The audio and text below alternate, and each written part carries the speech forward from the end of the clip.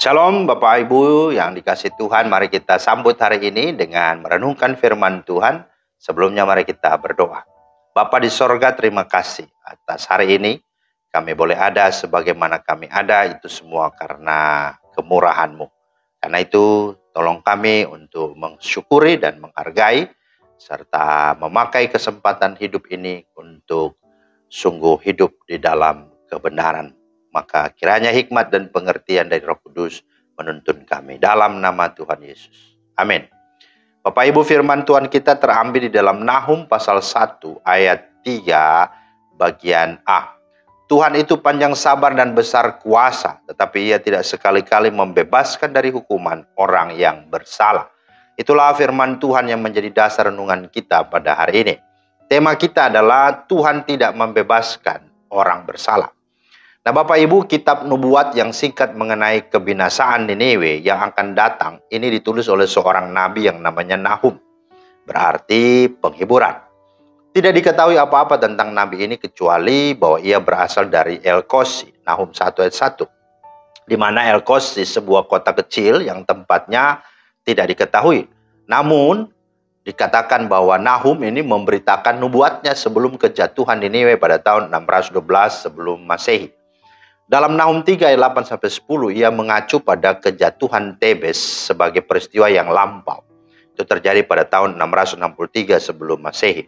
Jadi nubuat Nahum disampaikan di antara 663 sampai 612 sebelum Masehi. Lebih mungkin dekat 612, yaitu sementara masa pemerintahan Raja Yosia dan gerakan pembaharuannya.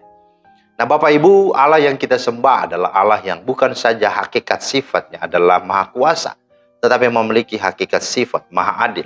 Itu sebabnya Nahum 1 dibuka dengan pernyataan Tuhan itu Allah yang cemburu dan pembalas.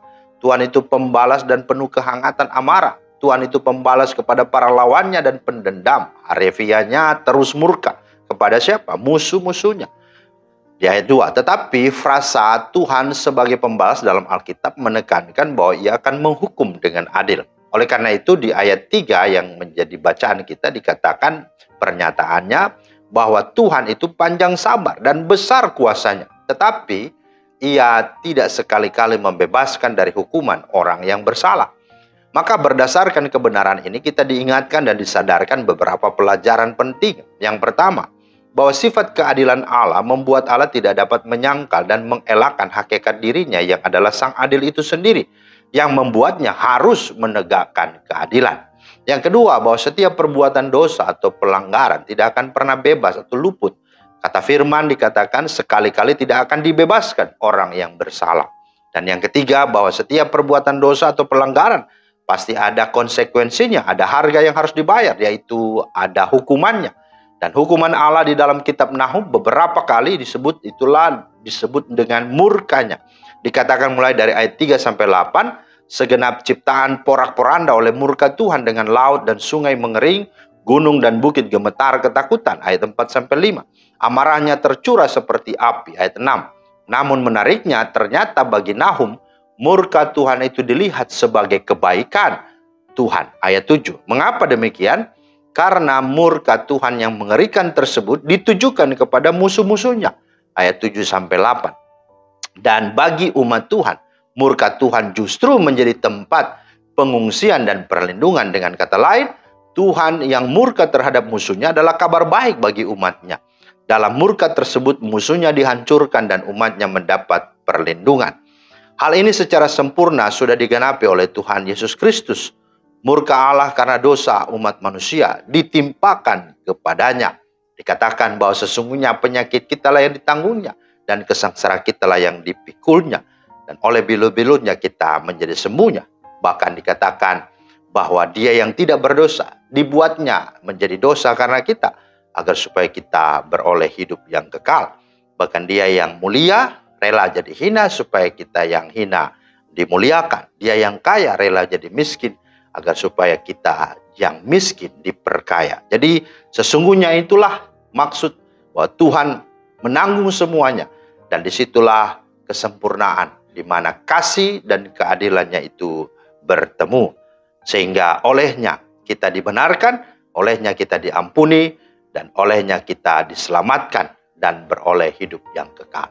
Kiranya makna ini menjadi sebuah perenungan yang dalam, sehingga kita terus mengucap syukur dan terus hidup memuliakan namanya.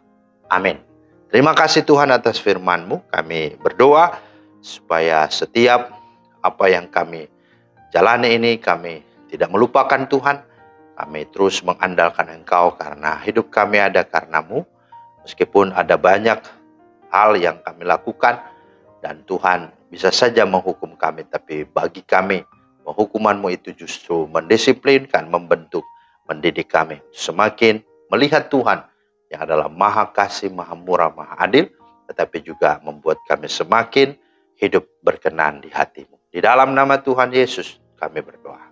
Amin. Demikianlah firman Tuhan hari ini, kiranya menjadi berkat. Selamat beraktivitas. Tuhan Yesus memberkati. Shalom.